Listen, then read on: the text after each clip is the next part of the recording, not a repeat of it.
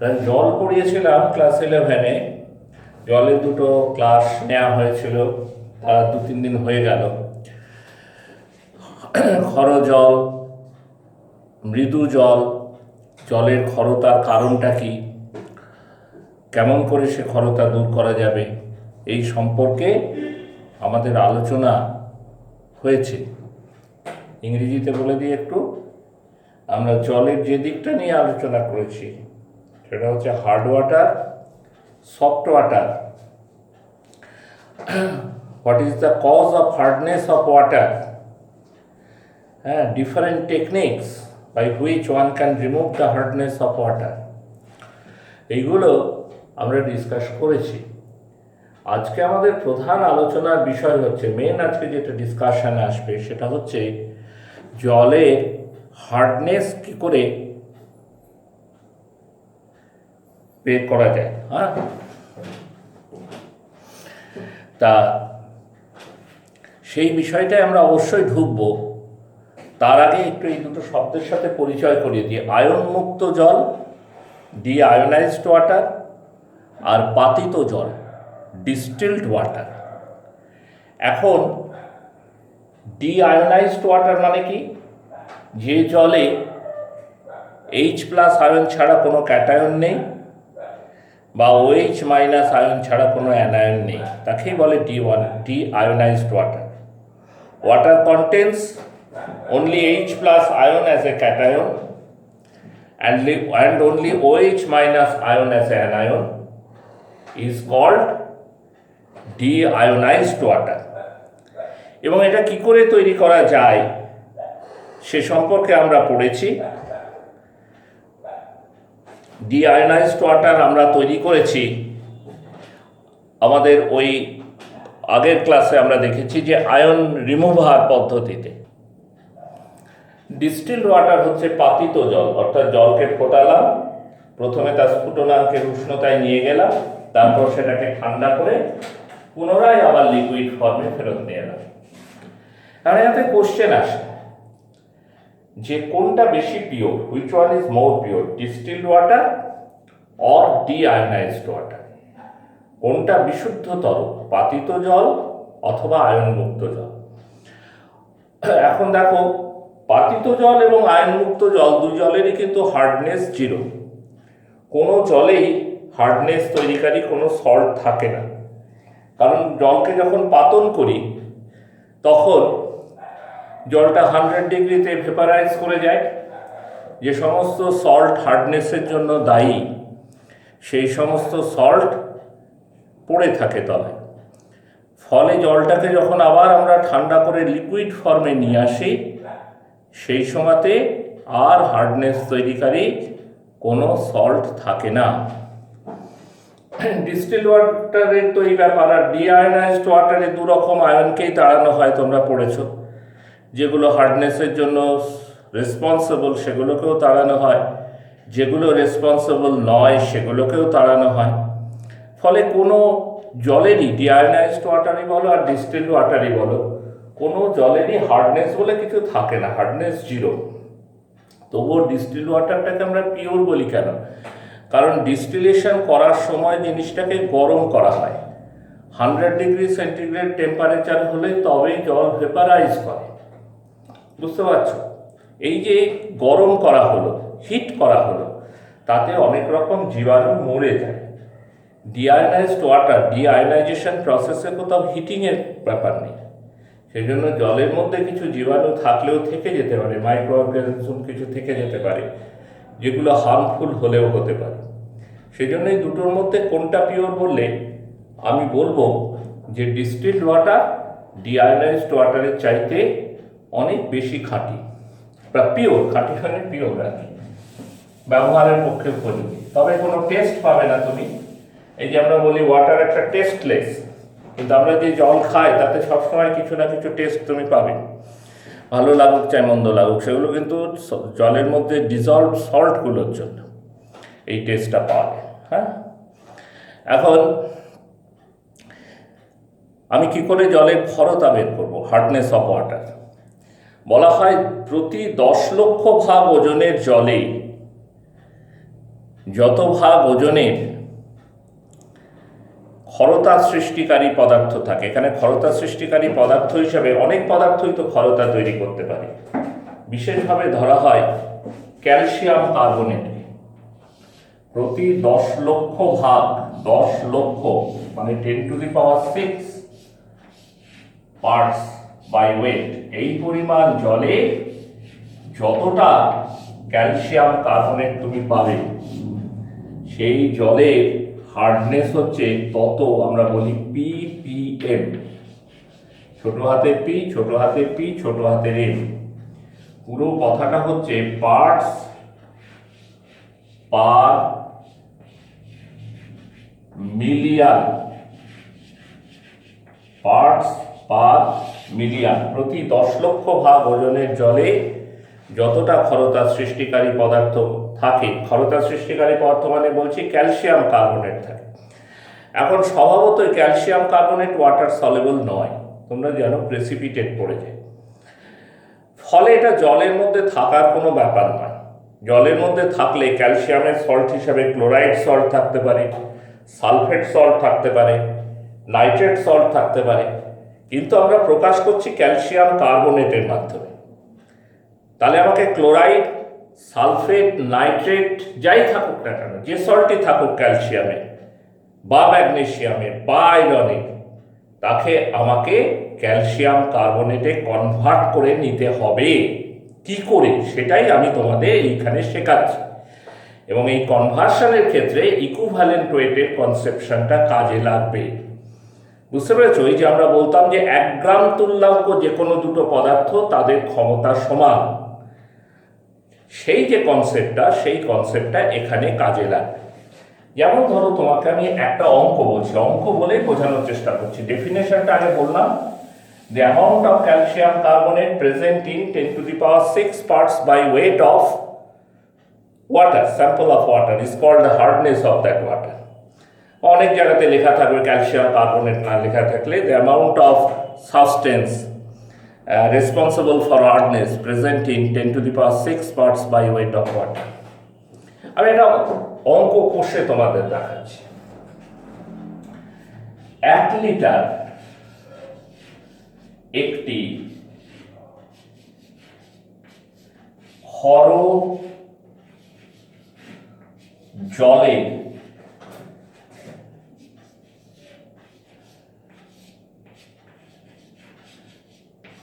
নমুনায়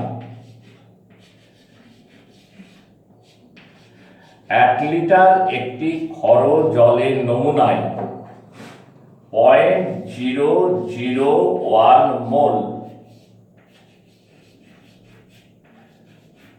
calcium chloride উপস্থিত আছে। Calcium chloride ক্যালসিয়ামের সল্ট হার্ডনেস তৈরি করতে পারে।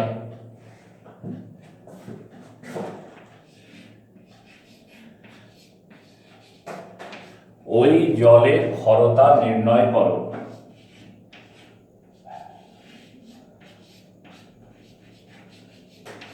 অঙ্কগুলো মোরলেস একই টাইপের, যেন আমি একটা অঙ্ক করে দিচ্ছি।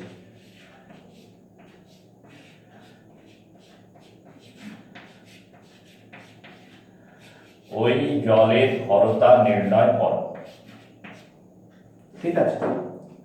এবার দেখো ক্যালসিয়াম ক্লোরাইড তো একটা যৌগ, ক্যালসিয়াম ক্লোরাইডের তুল্যাঙ্ক ভার কত দেখো, CaCl2 এর তুল্যাঙ্ক ভার, equivalent weight of calcium chloride. আচ্ছা আমি ইংরেজিতে বলে দিইনি, ইংরেজি যারা ইংরেজিওয়ালাদের একটু অসুবিধা হবে হয়তো। 1 litre of a sample of water, 1 liter of a sample of water contains 1 liter of a sample of water contains 0.001 mole calcium chloride. What is the hardness of water? তো দেখো আমরা কি বের করছি, ক্যালসিয়াম কার্বনেটের তুল্যাঙ্ক ভার, equivalent weight of calcium chloride, calcium ক্লোরাইডের তুল্যাঙ্ক ভার, equivalent weight of calcium chloride. Calcium chloride তো একটা কম্পাউন্ড, তার ইকুইভ্যালেন্ট ওয়েট কি করে বার করে, না ওই কম্পাউন্ডের মধ্যে যে এলিমেন্টগুলো আছে তার ইকুইভ্যালেন্ট ওয়েট যোগ করে। ক্যালসিয়াম ক্লোরাইডের মধ্যে কি কম্পাউন্ড আছে? ক্যালসিয়াম আছে, আর কি আছে? ক্লোরিন আছে। ক্যালসিয়ামের ইকুইভ্যালেন্ট ওয়েট কত? 20।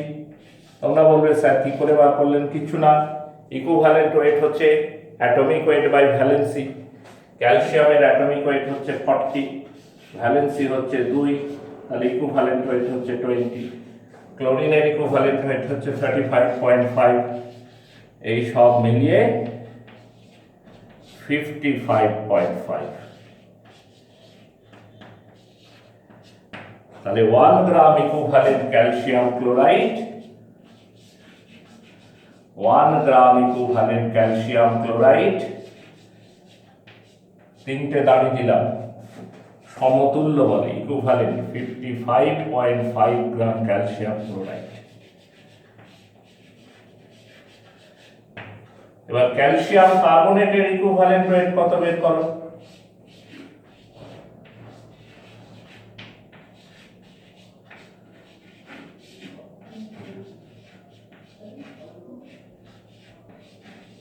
ক্যালসিয়াম কার্বনেটের ইকুইভ্যালেন্ট হচ্ছে ক্যালসিয়ামের ইকুইভ্যালেন্ট ওয়েট প্লাস কার্বনেট র্যাডিক্যালের ইকুইভ্যালেন্ট ওয়েট। ক্যালসিয়ামের ইকুইভ্যালেন্ট ওয়েট হচ্ছে 20, কার্বনেট 30, সব মিলিয়ে 50। তাহলে 1 gram equivalent calcium carbonate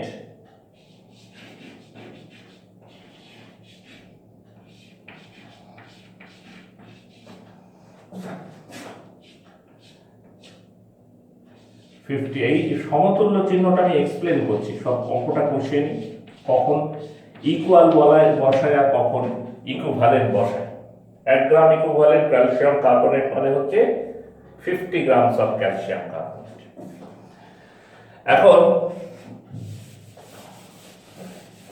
1 gram equivalent calcium chloride মানেও যা, 1 গ্রাম ইকুইভ্যালেন্ট ক্যালসিয়াম কার্বনেট মানেও তাই। 1 গ্রাম ইকুইভ্যালেন্ট ক্যালসিয়াম ক্লোরাইড মানেও যা, 1 গ্রাম ইকুইভ্যালেন্ট ক্যালসিয়াম কার্বনেট মানেও তাই, একই কথা, দুজনের ক্ষমতাই এক। তাহলে 55.5 গ্রাম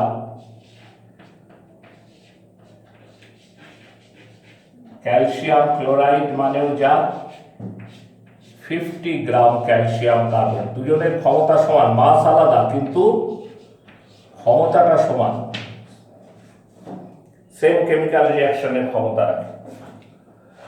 এখন দেখো ক্যালসিয়াম ক্লোরাইডে আণবিক গুরুত্ব কত? Molecular weight of calcium chloride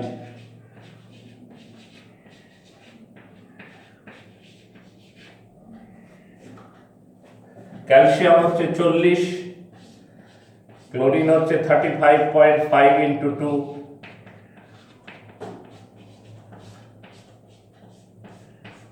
তাহলে সব মিলিয়ে 111। ক্যালসিয়াম ক্লোরাইডের অ্যাটমিক ওয়েট হচ্ছে 111, তাহলে 1 মোল ক্যালসিয়াম ক্লোরাইড সমান হচ্ছে 111 গ্রাম ক্যালসিয়াম ক্লোরাইড। তাহলে 0.001 মোল, 0.111 গ্রাম ক্যালসিয়াম ক্লোরাইড। 1 লিটার খরচ জলে এই পরিমাণ ক্যালসিয়াম ক্লোরাইড আছে, 0.111 গ্রাম। এখন আমরা হিসাবে দেখছি 55.5 গ্রাম ক্যালসিয়াম ক্লোরাইড মানে 50 গ্রাম ক্যালসিয়াম কার্বনেট, তাহলে 0.111 গ্রাম ক্যালসিয়াম ক্লোরাইড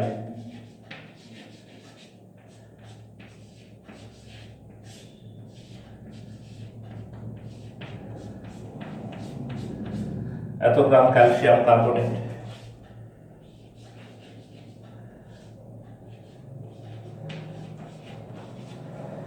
ভাঙো 50 ইন্টু 111 বাই 50,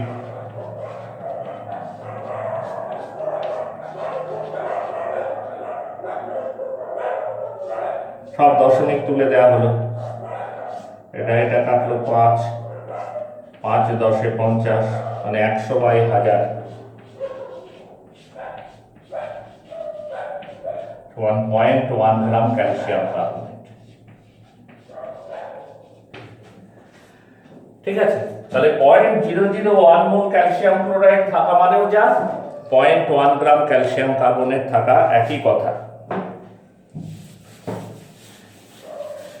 জলের ঘনত্ব এখানে বলে দেওয়া নেই অঙ্কে, আমরা ধরে নিচ্ছি জলের ঘনত্ব যদি বলে দেওয়া থাকে তো সেটা ধরেই করতে হবে, আর যদি বলে না দেওয়া থাকে তাহলে ধরে নিতে হবে যে জলের ঘনত্ব হচ্ছে 1 গ্রাম প্রতি মিলিলিটার।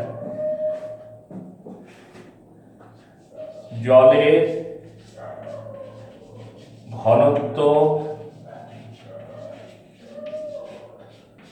1 গ্রাম প্রতি মিলিলিটার, এটা বলে না দেওয়া থাকলে আমরা ধরে নেব। অ্যাকচুয়ালি এটা জলের ঘনত্ব হয় 4 ডিগ্রি সেন্টিগ্রেডে, ঠিক আছে, এটা ম্যাক্সিমাম ডেনসিটি জলের, কিন্তু যদি বলে না দেওয়া থাকে তাহলে আমরা এইটা ধরেই কাজ করি। তাহলে 1000 মিলিলিটার জলের ভর, 1000 মিলিলিটার জলের ভর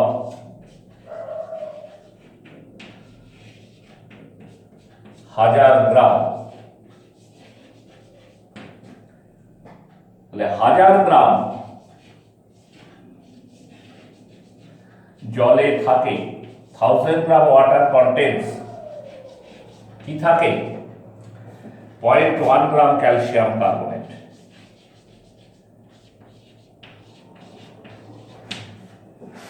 হাজার গ্রাম জলে থাকে 0.1 গ্রাম ক্যালসিয়াম কার্বনেট, তাহলে 10⁶ গ্রাম জলে থাকবে 0.1 × 10⁶/1000, 1000 মানে হচ্ছে 10 কিউব, এত গ্রাম ক্যালসিয়াম কার্বনেট। কাটাকুটি করে দেখো, 10 কিউব আর এটা কাটলে 3, তাহলে 100 গ্রাম ক্যালসিয়াম কার্বনেট। তাহলে আমরা বলবো জলের ক্ষরতা হচ্ছে কত, 100 ppm। হ্যাঁ, এইরকম করে আমরা জলের ক্ষরতার অঙ্ক সমাধান করে থাকি। ঠিক আছে, আজকে এই পর্যন্ত।